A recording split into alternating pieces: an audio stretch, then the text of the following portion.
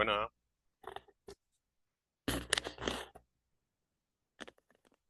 buenas.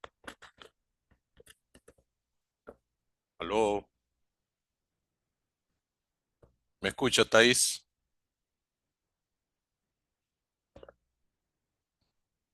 Aló,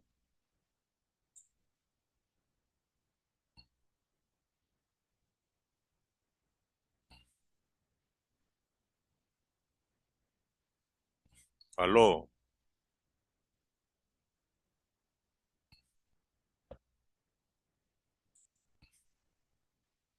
Buenas noches. Buenas noches. ¿Cómo estás, Thais? Bien, ¿y usted, profe? Aquí, ya puede ir comenzando si quiere. Ok, me tocó el tercer punto. Voy a hablar sobre el conflicto de Ucrania y Rusia. Bueno, correcto. Se intensificó con la invasión de Rusia en febrero del 2022. Es uno de los más relevantes del sistema internacional contemporáneo. Su impacto trasciende lo regional y afecta directamente la seguridad europea, el equilibrio del poder global y la economía. Para Rusia, el conflicto representa la defensa de lo que se considera su zona histórica de influencia. Moscú busca impedir que Ucrania se integre plena y formalmente a las instituciones occidentales como la Unión Europea y especialmente la OTAN. Para el Kremlin, un vecino alineado con Occidente representa un riesgo estratégico y un retroceso en su aspiración de recuperar poder geopolítico.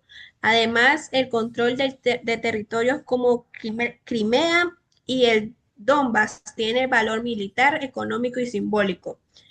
Para Ucrania, el interés central es la preservación de su soberanía e integridad territorial. Kiev aspira a consolidar su independencia política, fortalecer su democracia y acercarse a Europa. La resistencia ucraniana también busca garantizar su seguridad a largo plazo y evitar regresar a la esfera de influencia rusa. A nivel global, Estados Unidos y la Unión Europea tienen intereses vinculados a la defensa de orden internacional, basado en normas, la estabilidad europea y el equilibrio de poder frente a Rusia. También estará en juego la seguridad energética mundial, dado que el conflicto afecta a rutas y mercados de gas, petróleo y cereales. Si el conflicto continúa sin una solución diplomática, es probablemente que se consolide una guerra prolongada de desgaste. Esto podría generar estancam- estan- estancamiento territorial, mayor militarización europea, profundización de rivalidades entre otras potencias y crisis económicas prolongadas. En el peor de los casos, la escala podría involucrarse a países de la OTAN, aumentando el riesgo de un conflicto europeo mayor. Ya, profe. Ok, gracias, Thais. A ver, Yalieska, a ver, diga Yalieska. Escuche, profe. Sí, claro, claro. Ok, a mí me tocó sobre un análisis de un conflicto actuales, incluyendo la geopolítica, claramente. Entonces, he decidido hablar sobre conflicto de la isla Senkaku de Aoyo en el mar oriental de China. Sí, Entonces, la disputa territorial por la isla Senkaku de Aoyo se refiere a un conflicto territorial por un grupo de islas deshabitadas y que son administradas actualmente por Japón, pero que son reclamadas históricamente por Chile. sí, Además, la disputa sobre las islas está mezclada con disputas más amplias respecto a la zona económica exclusiva entre China y Japón. Por lo tanto, el conflicto respecto a la soberanía sobre las islas tienen ramificaciones sobre los límites marítimos entre ambos países, especialmente porque la propiedad sobre las islas le daría al país propietario lo que son los derechos sobre el agua circundante. Como parte del contexto geográfico, la isla Senkaku, nombre usado por Japón, y Yaoyu, nombre usado por China, son un total de 5 islas y 3 islotes. El origen directo de la disputa se sitúa en 1895, cuando Japón anexó la isla al final de la guerra Ujú. sino-japonesa, conflicto en el que China fue derrotada y perdió varios territorios. Tras la Segunda Guerra Mundial, conforme al Tratado de Paz de San Francisco, las islas Senkaku fueron puestas bajo la administración de los Estados Unidos como parte de la prefectura de Okinawa Sí. hasta 1972, cuando las devolvió a Japón mediante el Tratado de Reversión. Fue precisamente en esta etapa de los años 70 cuando China y Taiwán comenzaron a reclamar oficialmente la soberanía, en parte motivados por los descubrimientos de posibles reservas de petróleo y lo que era el gas natural. Y desde entonces hasta la actualidad, el conflicto se ha mantenido como una tensión permanente en el este de Asia, alimentada por la rivalidad histórica y los intereses estratégicos y el acento de China como una potencia regional. Entonces, mencionar acerca de los actores, tenemos a Japón, que basa su reclamo en el principio de ocupación efectiva, que es reconocido por el derecho internacional, en el cual se sostiene que un territorio sin dueño claro puede ser adquirido por un Estado, que sí demuestra su administración real y continua. Tenemos a China, que reclama la isla basándose en documentos antiguos y considera que Japón la ocupó durante periodos de expansión imperial. Para China, esta disputa forma parte de su proyecto de convertirse en la potencia dominante del Indo-Pacífico. El gobierno chino ha aumentado su presencia militar y la introducción de lo que son las patrullas. Está Taiwán, que también reclama la soberanía del Ujú. archipiélago, aunque su papel aquí es como más limitado. Y también hay una intervención claramente de Estados Unidos por la alianza que tiene con Japón en la defensa, por así decirlo, militar, que él le presta ayuda, pero no toma partido sobre la soberanía de la isla, pero por su alianza con Japón está obligado a defender cualquier territorio administrado si atacado. Y su principal objetivo es evitar que China modifique las fronteras regionales por la fuerza y mantener el equilibrio de lo que es el Indo-Pacífico. Dentro de sus intereses voy a mencionar dos. La principal es que la ubicación de la isla es esencial para el dominio militar y marítimo de la zona. Para Japón, mantener el control significa asegurar la defensa de sus territorios y proteger sus rutas marítimas. Por ende, transita gran parte de su comercio exterior. Y para China, expandir su presencia naval en esta región es clave para romper lo que se considera como el anillo de contención, que incluye a los países como Japón, Taiwán, Corea del Sur y lo que son las tropas estadounidenses. Por tanto, quien controle la isla obtiene una ventaja táctica en una de las áreas más estratégicas del planeta. Y la otra es que el conflicto está profundamente ligado al nacionalismo. En China, recuperar estos territorios considerados históricamente propios es un elemento central del discurso del gobierno como tal. Y para Japón, mantener su soberanía sobre la isla reafirma su posición como potencia regional y sus firmezas ante el avance chino. Y ante un posible, como conclusión, escenario futuro, si este conflicto no se resuelve, considero que si la disputa continúa sin avances diplomáticos, este escenario más probable es que haya una intensificación de la militarización en el mar de China Oriental.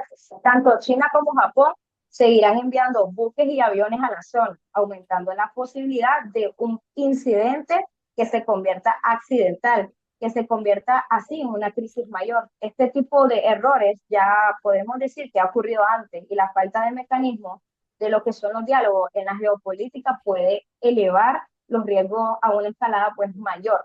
Y a nivel regional, la tensión podría aumentar una carrera armamentística entre China, Japón y Taiwán. Y Estados Unidos, como un actor y una potencia, se vería obligado a involucrarse para defender a su aliado japonés, aumentando lo que es un peligro o un conflicto entre grandes potencias. Gracias, Danieli. A ver, Ana Yancy. La Daniel o yo, profe. No, ¿quién Sí, pasó ahorita? Yaliesca pasó Ya, ahorita. ya lo está. Danieli sigue. ok. Buenas noches, profe. A mí me Buenas tocó noches. el caso simulado y yo, un caso que elegí es una estrategia que voy a dar respuesta ante el bloque del Estrecho de Malaca. Ajá, Y mi rol va a ser asesora de seguridad nacional de Singapur. excelente, me encanta eso. Bueno. Como pequeña introducción, tenemos que tener en cuenta que el estrecho de Malaca constituye uno de los corredores marítimos más importantes del mundo, por donde transita pues, aproximadamente una cuarta parte del comercio global y cerca del 60% del suministro energético de Asia Oriental. Sí. Para Singapur, un estado mediano cuya economía depende casi por completo del libre tránsito marítimo, el funcionamiento estable de este estrecho es fundamental pues, para garantizar su seguridad económica, energética y alimentaria. Ante el reciente bloqueo parcial del estrecho de Malaca, Singapur enfrenta un escenario que amenaza directamente a sus a sus cadenas de suministro, a su posición estratégica en el Indo-Pacífico y también su estabilidad regional. Bueno, como asesora de seguridad propongo una estrategia integral basada en cuatro ejes. Diplomacia activa, cooperación regional, diversificación logística y disuasión defensiva limitada. Como ya decía, el primer eje es la diplomacia inmediata con actores regionales o grandes potencias, o como antes decía, pues diplomacia activa. El primer paso, pues más que todo, consiste en activar canales diplomáticos de urgencia con Indonesia y Malasia, estados ribereños y socios directos con Singapur, ya que pues una gestión diplomática temprana pues reduce el riesgo de malentendidos y evita la internalización prematura del conflicto y a la vez permite coordinar acciones conjuntas para restaurar la libertad de navegación. De igual manera, pues debe solicitarse apoyo político a potencias con presencia estratégica en la región, como son Estados Unidos, Japón e India, todos con interés en mantener abierto, obviamente, este pasillo.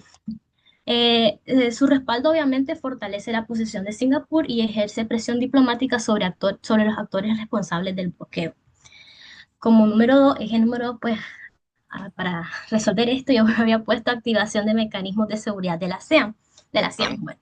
Ajá, ajá. Como miembro activo de la Asociación de Naciones Unidas, de las Naciones del Sudeste Asiático de la ASEAN, Singapur debe convocar una reunión extraordinaria de la ASEAN Maritime Security Framework. Ahí no puedo hablar bien propio el inglés, que bueno, Sí. más que todo la organización que tiene la ASEAN sobre la seguridad marítima, Ujú. ya que pues este espacio permite coordinar patrullajes conjuntos, generando declaraciones oficiales de condena y pues promueve soluciones colectivas sin recurrir a medidas unilaterales. Obviamente también esta vía fortalece la credibilidad de la ASEAN como organización Ah, regional y pues evita que el conflicto sea manipulado por potencias externas y pues más que todo preservando la autonomía regional del sudeste asiático. muy Como bien. eje número tres, pues la diversificación lógica y gestión de riesgo económico, porque mientras se gestionan las soluciones diplomáticas, pues Singapur debe implementar medidas para minimizar la interrupción de su comercio, como sería reducir parte del tráfico marítimo hacia alternativas como el estado de Lombok, incrementar pues el uso de puertos auxiliares y puntos logísticos del sudeste asiático, así como también pues asegurar acuerdos temporales con proveedores estratégicos para evitar disrupciones en alimentos, combustibles y bienes esenciales. Y también pues tienen que activar reservas estratégicas para sostener la estabilidad interna. Como eje número 4 tengo la proyección defensiva limitada y prudente. La Marina de la República de Singapur pues, puede desplegar estratégicamente para garantizar la seguridad de los bloques comerciales y reforzar la vigilancia marítima. Este despliegue debe realizarse de manera estrictamente defensiva, evitando cualquier acción que pueda ser interpretada de manera altiva o escalatoria. Y bueno, más que todo el mensaje está claro, Singapur pues, protegerá su comercio, pero prioriza la estabilidad regional y el respeto al derecho internacional. Ahora, ¿qué alianza o de apoyo internacionales son claves? Pues para gestionar la crisis y restaurar las normativas del estrecho de Malaca, dos alianzas resultan fundamentales, como son, obviamente, primero que todo, Estados Unidos, ya que es, como sabemos, una potencia con presencia naval permanente en el Indo-Pacífico. Tiene intereses estratégicos directos en garantizar pues, la libertad de navegación y a su vez su marina posee capacidad para apoyar operaciones de escolta y vigilancia. Pues también mantiene acuerdos de cooperación con Singapur, incluyendo el uso de la base naval de Changi, y Changu. su respaldo pues contribuye tanto a la seguridad operativa como a la presión diplomática sobre quienes realizan el bloqueo.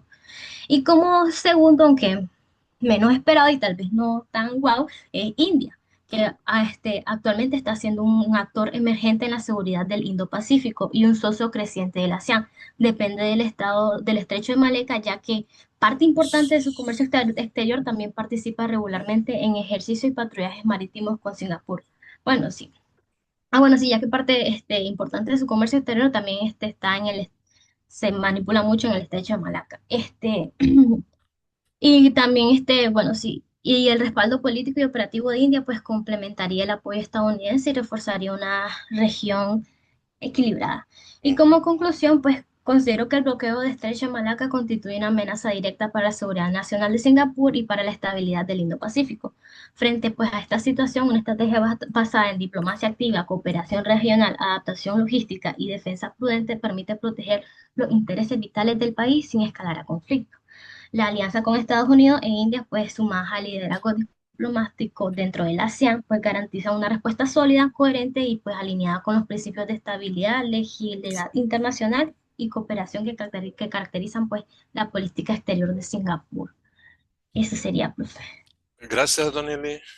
Ana Yancy, tratemos de hacerlo en estos 45 minutos, chica, un poquito conclusivo ahí. Bueno, profe, a mí también me tocó un caso simulado y mi caso es sobre el comercio dependiente marítimo, específicamente en petróleo que enfrenta Omán por Ujú. parte del Estado de Irán. Ok. Soy asesor de seguridad de Omán. El estrecho se llama Hormuz.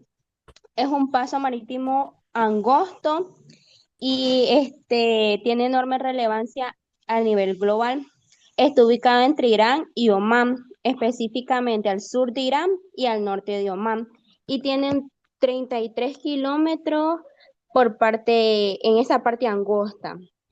Entre las estrategias geopolíticas que yo propongo al gobierno de Omán son rutas de contingencia, que los buques de carga, esencialmente los de petróleo, creen un desvío a puertos alternativos, puede ser a otros países que tengan relaciones bilaterales con el Estado de Omán y también la ayuda internacional, ya que esta ruta tiene el 20% de circulación del comercio a nivel global en lo que es petróleo.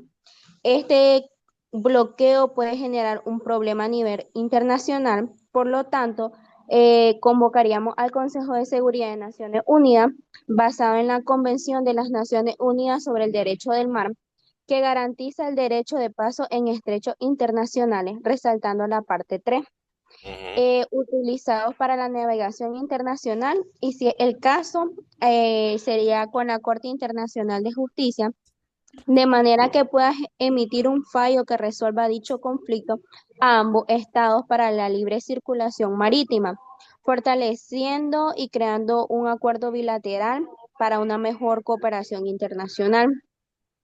Además, muestra que el bloqueo afecta a la cadena de suministros de nivel global, equivale a 21 millones de barriles diarios. Involucra a países como Arabia Saudita, los Emiratos Árabes Unidos, Kuwait, Qatar e Irak. Estos dependen de la ruta para explotar su petróleo, por lo que también están involucrados indirectamente en su estabilidad. A nivel internacional, potencias como Estados Unidos y China. También la voluntad de defensa sin provocar un conflicto armado. En las alianzas que crearíamos con lo que es la siguiente parte, pedir el apoyo para realizar ejercicios navales en las proximidades de la zona del bloqueo, pero fuera de las aguas territoriales en disputa para no crear un conflicto armado entre ambas partes. Entre las alianzas o apoyos internacionales que serían clave en este bloqueo sería Estados Unidos, ya que Oman tiene acuerdos de cooperación en seguridad con él y se beneficiaría directamente de una intervención internacional que restablezca el flujo del tránsito, ya que existen tratados y alianzas sobre la navegación en estrecho y también con Reino Unido y Francia, ya que contribuyen a las misiones de seguridad marítima como EMASH o Agenor, no sé cómo se pronuncia, profe, que una conciencia marítima europea en el estrecho de Hormuz. Y Oman mantendría estrechos lazos con ellos para la coordinación militar y diplomática. Y por último, con Arabia Saudita y Emiratos Árabes Unidos, que son importantes exportadores de petróleo a través de este estrecho. Buscando una respuesta rápida, Oman podría coordinar con ellos y con el Consejo de Cooperación del Golfo para presentar un frente diplomático y de seguridad unida. Aunque estos países tienen límite alternativa en el estrecho, son oleoductos existentes que solo pueden sortearlo parcialmente. Ya, profe, resumidito.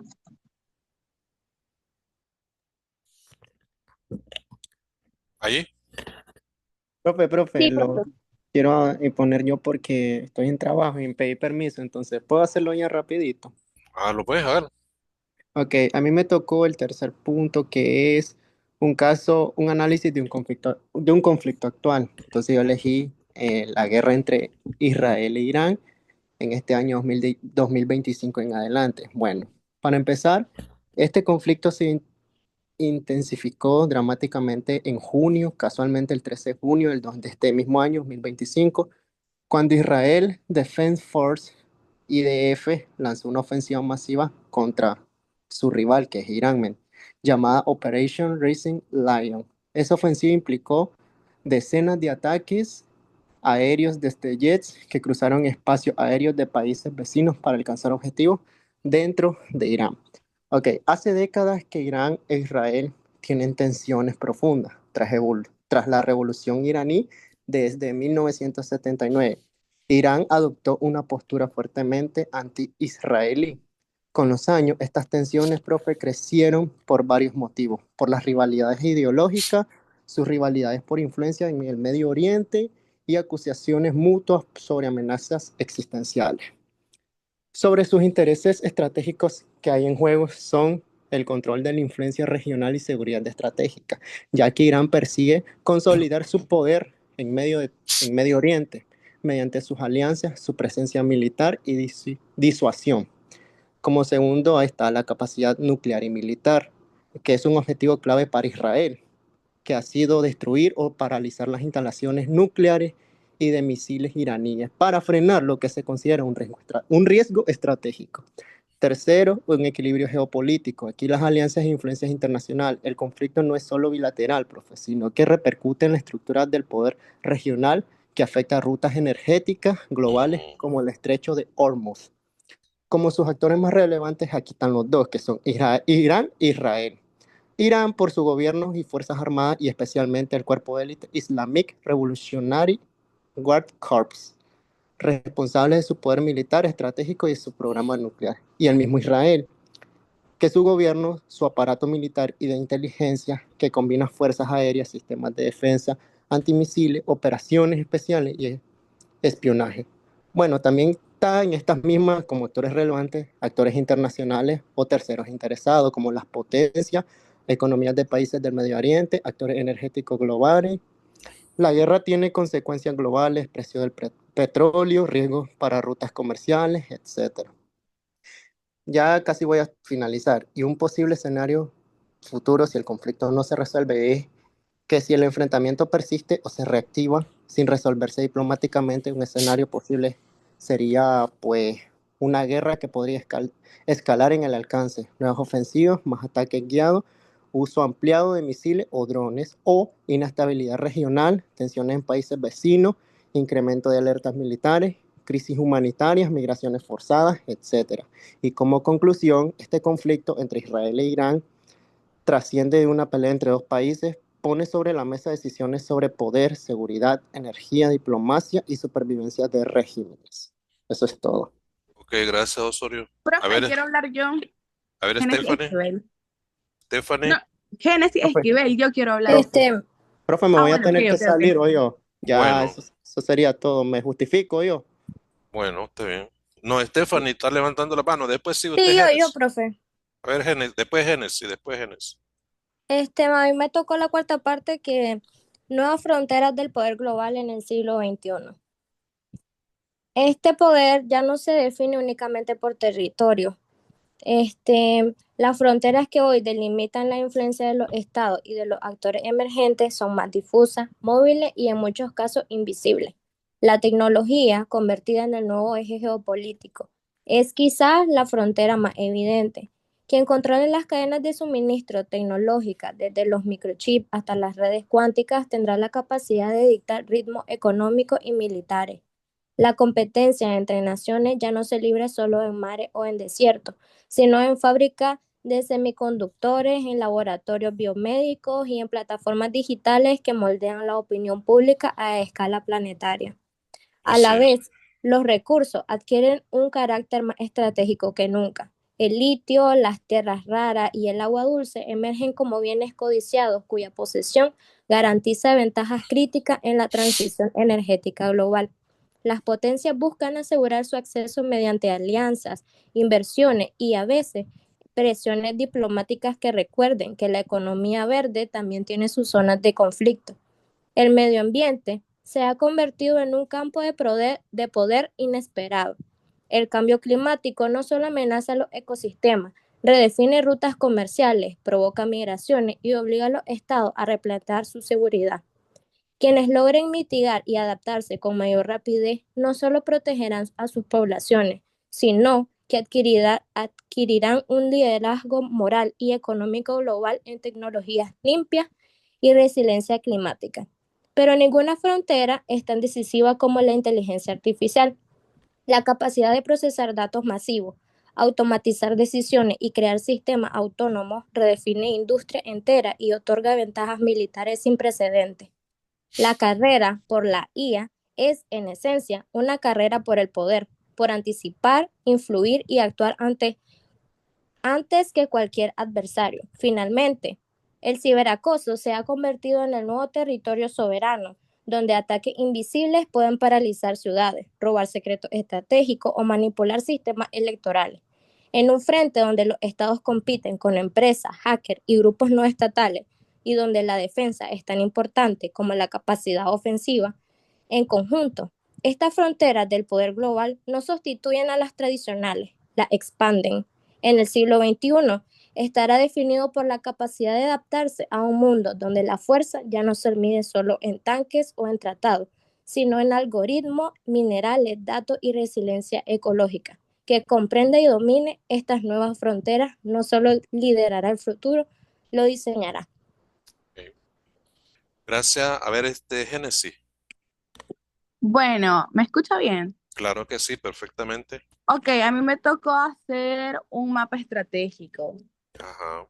Bueno, en el mapa que yo realicé identifiqué 3 puntos de gran importancia geoestratégica a nivel mundial. Excelente. Incluí el estrecho de Hormuz, el mar del sur de China y el canal de Panamá. Excelente. Bueno, como primer punto, yo en el mapa que realicé marqué el estrecho de Hormuz, ubicado entre Irán y Omán. Este lugar es crucial porque por ahí pasa alrededor del 20% del petróleo que se comercializa en el mundo. Su control afecta directamente los precios del petróleo y la estabilidad en Medio Oriente. Como segundo punto, señalé el Mar del Sur de China, una zona donde pasan rutas marítimas que conectan Asia con Europa y Medio Oriente. Perfecto. Además, tiene recursos naturales muy importantes como gas y petróleo, y es un punto de conflicto entre China y varios países vecinos.